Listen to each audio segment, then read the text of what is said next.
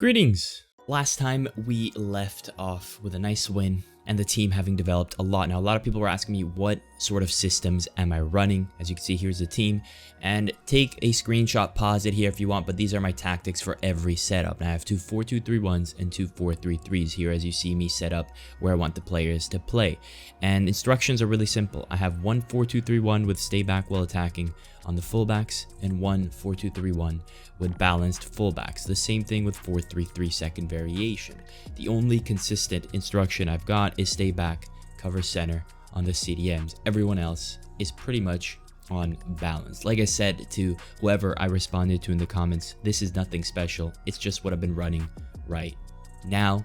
While I try to find the best formation for me in the game in general, and that's going to happen on both this account and the pay to win. Well, not really pay to win. It's pay to win because of my pack luck, but it's still an RTG, my main sweaty account. As we go into the first game here, we work it into the box with the main man Verratti, our new acquisition, and it starts off well. It could have made an extra pass there, but El Shaarawy slots it in nonetheless. Here, nice little 1-2, and Chiesa, as you will see throughout this episode, he is inevitable. He is exactly what he is in real life, as we see here, the coast-to-coast attempt. And honestly, he's so good that I was thinking that even when I get the likes of Insigne or something, he might have to stay at the cam position, like, or maybe put him striker. You know what I mean? Like, I don't know. We'll see. But 3-0 nonetheless, and the game was pretty much over. So we just had to kill this guy's will to play in hopes of a rage quit. It ends 5-0. We get to Division 8. Now, are there going to be changes to the team? Not yet, but there will be in this episode as we face the billionth Premier League team. I swear everyone has one. It's crazy. Now, we've seen the Twitter clips, so we tried ourselves. Green time from the edge of the box, and Caputo slots it in. Now, it wouldn't be rough, but it also wouldn't be smooth sailing completely this episode, as we see here. The inevitable 1-1. We tried our best with a center back to catch up, but it wasn't to be. And the kickoff, he actually makes it 2-1. And this is a sight that will send shivers down the spine of every FIFA player's back. Because, yeah, you've seen that before, and we will see that for a long time. Desperate times calls for desperate measures. We go press after possession loss. We up the depth to try and not lose the first game of the series so early. We even get the super subs in, and who would score? It would be the super sub. The lone, the man who carried us to begin with, Politano, Polipapi, if you're in the streams. And we would get the draw, so we would stay where we are, only to face yet another Prem team. And this time we had to be ruthless.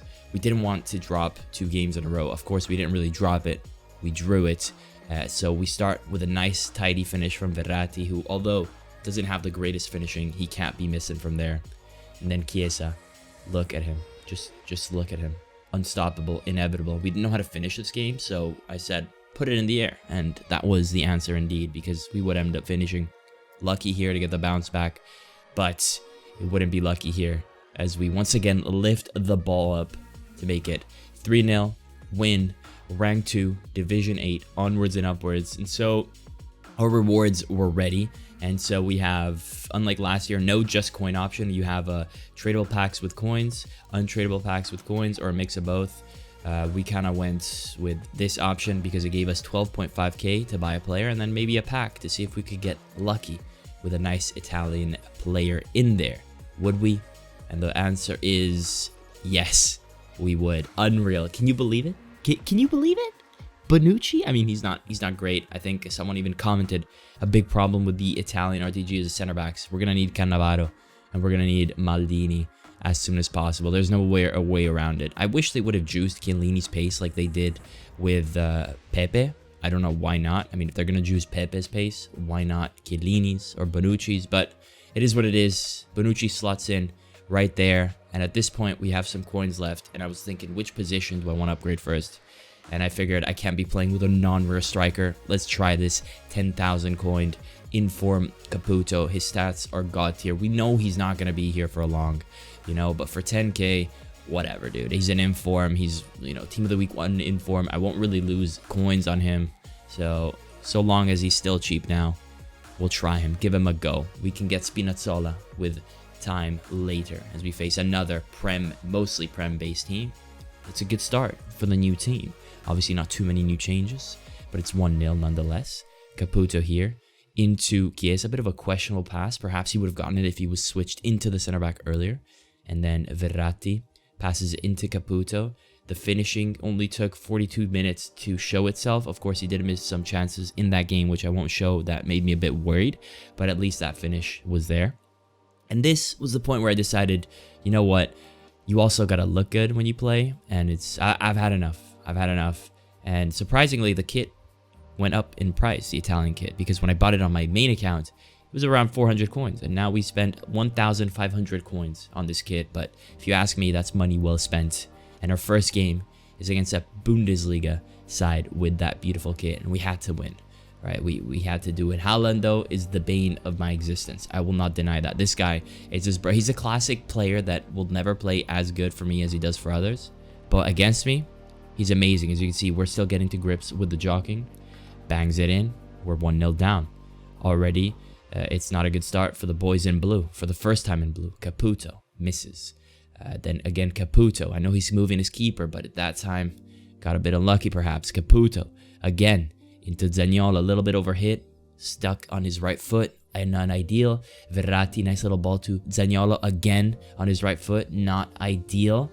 But how many chances are we going to have to create here? Surely this time, ball roll, and I don't even, no words for that keeper animation. Chiesa, surely it's this time, right? We flatten the defender and we do the one extra pass, because at this point I'm feeling like if the goal's not empty, I'm not scoring. I was right. At least we score there. Chiesa, for God knows what reason, has turned around. Otherwise that should have been a goal as well. And here, off his mistake, good pressure to win it back. He moves his keeper. We've learned our lesson this time. But seriously, what is keeper movement doing still in this game with the state of keepers? No one will ever know. Look at this XG, by the way. 0.4 for him, 5.8 for me. Just 2-1 to show for it. That's wild. For the first 45 minutes. And again, Chiesa, is it going to continue? Is the finishing trend going to continue? It is. The chip is just too high. Again, Chiesa, here I thought we did everything perfectly. And clearly not. We really need to stick a hunter on Chiesa to maybe increase his finishing. But the curse would only last until the 76th minute. Zaniolo's size comes into play. Nice little header.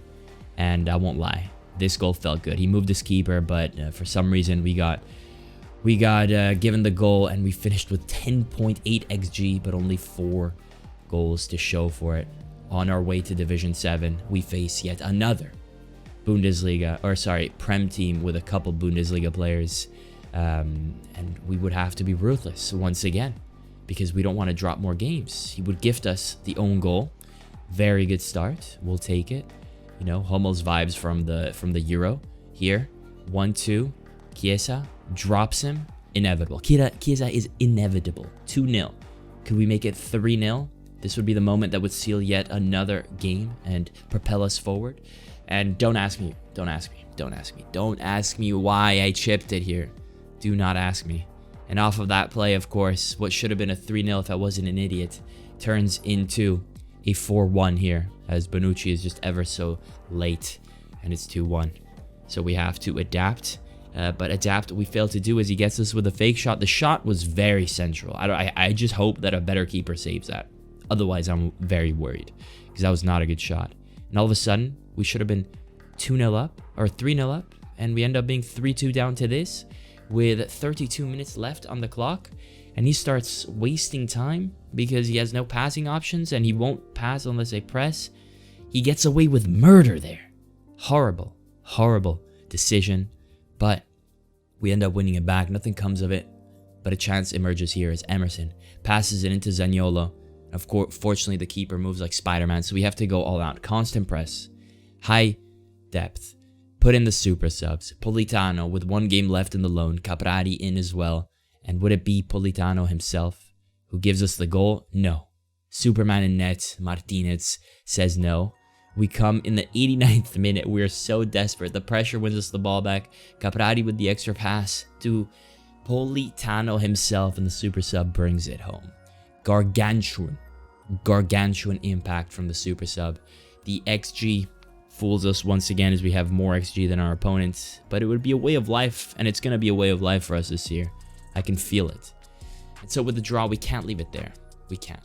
We must, you know, go further. We discard, unfortunately, our Politano. We buy Spinazzola to get in there. We're conceding too many chances. I'm unhappy with it. So Emerson must be a super sub now, and Spina's in, but we have coins left over. And so with what happened last game, we need a super sub. And what better than an actual Politano for around 800 coins? Why not? So we're ready for the final game of the episode to get us to Division 7. It would be surprisingly a Serie A team. And here, Chiesa is ruthless to put it in 1-0. Again, Caputo twirls around. Chiesa, inevitable, cannot deal with him. 2-0. Now, if you've ever wondered how is it possible to score a goal with 0 XG, well, here it is, ladies and gentlemen. This might be the worst goal I've conceded this year. No words. I did not bring my keeper out. No idea what Golini is doing. And like I said, 0 XG, 1 goal. This is how it's done, ladies and gentlemen. So shout out to this guy. He cracked the code. I can only hope that we can do it ourselves, because to score with 0 XG, that would take the pressure off, as you've seen some of the finishing I've had this game. And it would take until the 80th minute before we would get lucky, and that's some luck that I'll gladly take. We get the penalty, and we slot it in with Ciccio Caputo to give us the win. Give us the deserved win. As you can see, the 5.4 XG to 1.1. I've had enough. So we stop today. Division 7. And I hope you guys enjoyed. Let me know down below your thoughts as usual. And be sure to give this video support if you're a fan of the series. Peace.